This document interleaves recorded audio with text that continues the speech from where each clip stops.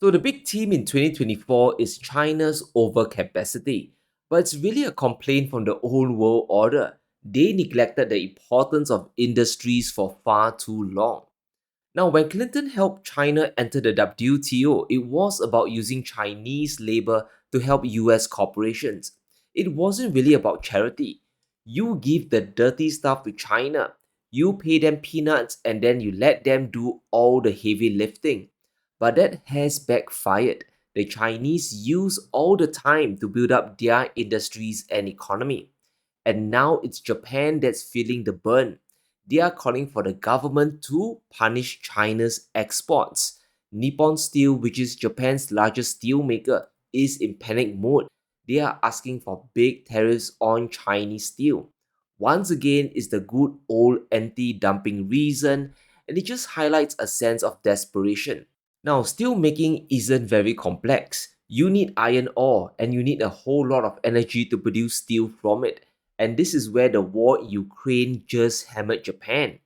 China and Japan both get their iron ore from countries like Australia and Brazil. They don't produce enough iron on their own.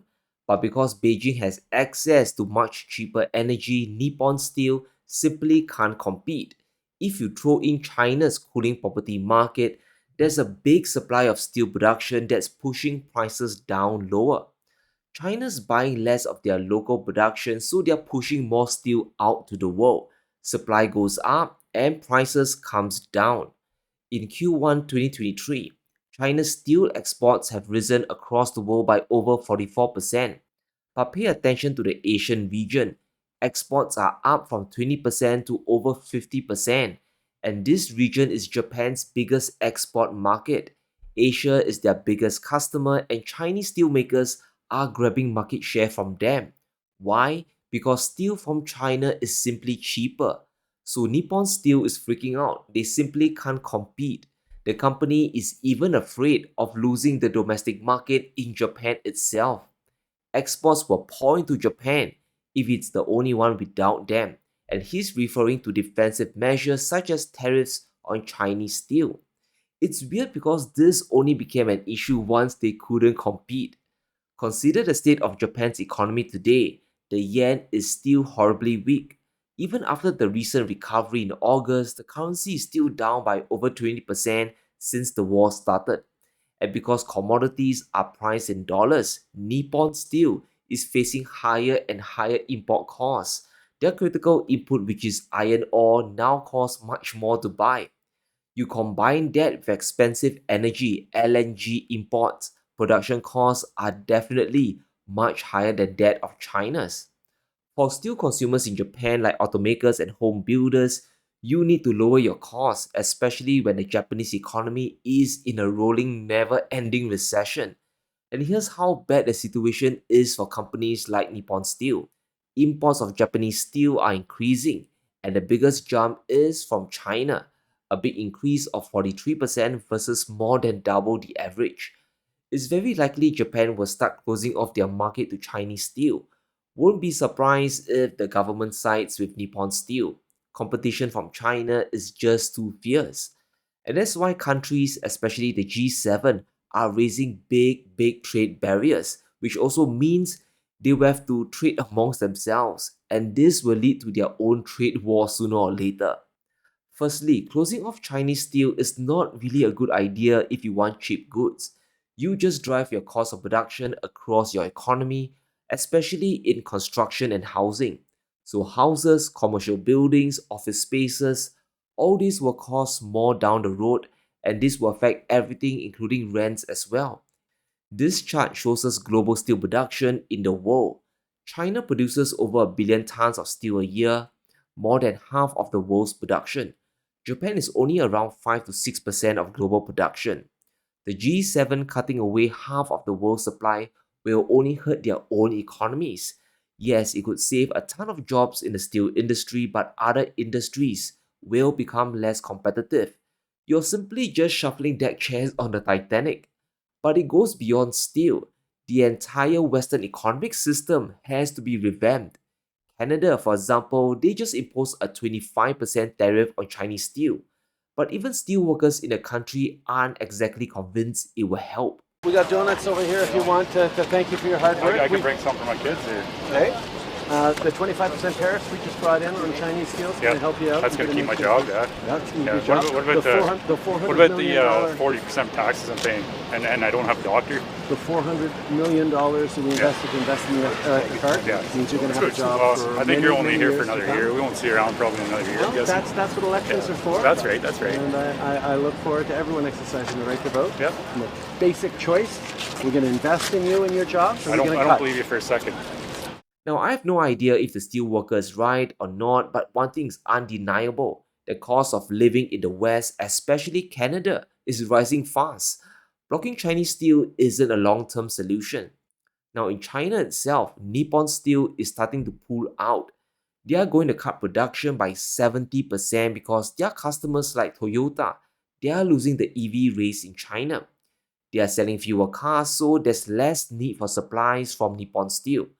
Because Japanese automakers couldn't pivot in time, it's now hurting their own steel industry.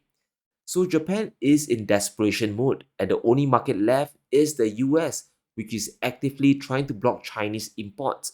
And that's why Nippon Steel is trying to buy the historic US steel company for $15 billion. It's a tough sell because both Trump and Harris don't want the deal to happen. However, Japan simply has no choice now. It's because competing in Asia, the Middle East, and Latin America is getting impossible.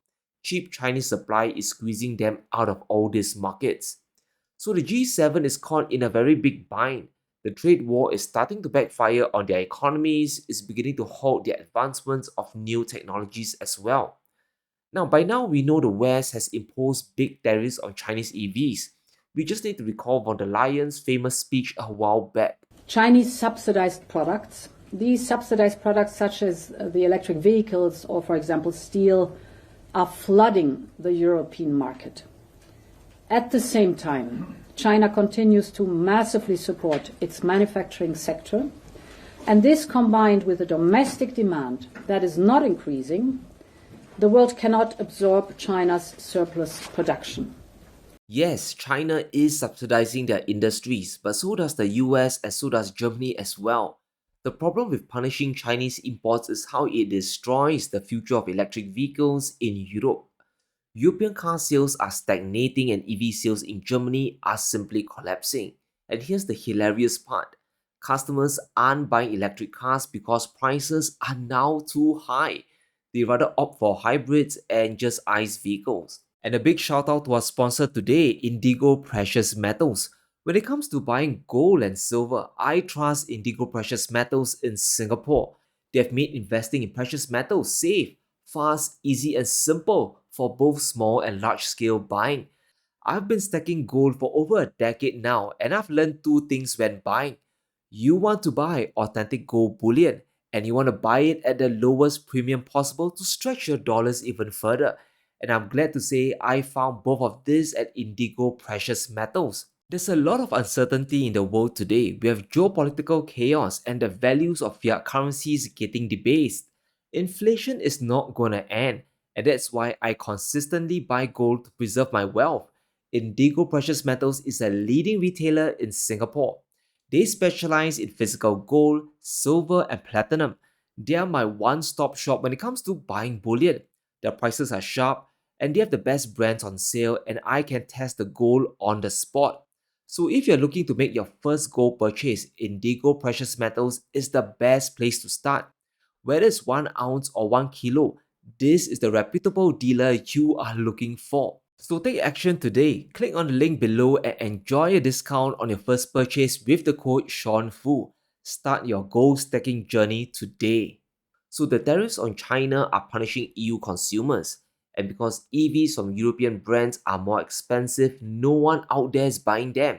Since December last year, the biggest EU economy, Germany, ended their EV subsidies, and there's no rebate anymore and EV demand is trending down. If you compare this period to a year ago, the entire EU auto industry is facing stagnation, not just in sales but in the advancements of new technologies. If the majority of your sales are from ICE vehicles or from hybrids, there's very little incentive to develop EV technology of your own. There's simply no push factor. And by imposing crazy tariffs on Chinese EVs, there's zero incentive left for EU companies to compete. And this poses a gigantic problem. If there are fewer electric vehicles on the road, there's less need to build the infrastructure needed, and this includes charging stations. The longer this continues, the future of EVs will be firmly established in China. They'll be light years ahead of the US and Europe. In 2023, China had around 430,000 fast charge outlets in the country. Europe had less than 40,000 and the US is behind at 14,000. Going forward into 2030, Chinese installations will be 6 times more than either the EU or the US. This is extremely significant. The more charging stations you have, the lower the cost and the frustration of owning an EV. And that increases adoption, allows automakers to make more electric vehicles, and that ultimately brings prices down. Europe's technology is regressing back to the dark ages. The EU Commission has very ambitious targets to go green, but it sounds more like fantasy than reality. Because Europe is decarbonizing and industrializing at the same time. So our companies need predictability for their investments and their innovation. And yes, they can rely on us. And in this logic, we will enshrine our 90% target for 2040 in our European climate law.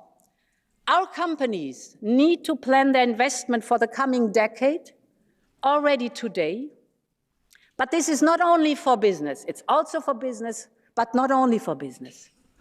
Take Volkswagen for example, they are getting hammered in China because of competition. And in Europe itself, a collapse in EV demand is making them very desperate. They are about to close their Audi EV factory in Belgium to save billions of dollars. No one is buying their cars, and this will be tragic. It will be the first plant in Europe they will be forced to close down. And just think through this logically. If the profits of automakers drop, they won't have the money to reinvest in R&D in EVs, and that means lagging behind global EV players like BYD or even Tesla. It will just widen the gap even further and make it impossible to catch up. If you think the situation couldn't get any worse, well, it absolutely can. US lawmakers are now looking to ban Chinese battery suppliers like CATL. This, however, will doom companies like Ford and Volkswagen. Senators like Marco Rubio have really gone off the deep end on this one because what he just said makes absolutely no sense. Our country shouldn't install these batteries anywhere in our nation because of the national security threat it poses. He wants the Department of Defense to ban Chinese batteries and eventually US companies to ban them as well. Now, this is dangerous and crazy all wrapped up in one. If the US goes ahead with this, the ban will likely be extended to their allies across the Atlantic. Then Germany, France, and the entire Europe could be banned from importing Chinese batteries. And let's not forget the economics of an EV. It's quite different from combustion cars because it all centers around the battery, and Chinese batteries are the cheapest in the world. Take the Ford Mustang Mach-E and the ID.4 from Volkswagen. Both of them are electric SUVs and they get their batteries from CATL, the Chinese supplier. In the Mustang, the battery accounts for 16% of the total sticker price. For Volkswagen, it's over 23%. As we move up towards trucks and pickups, the percentage goes well above 30%.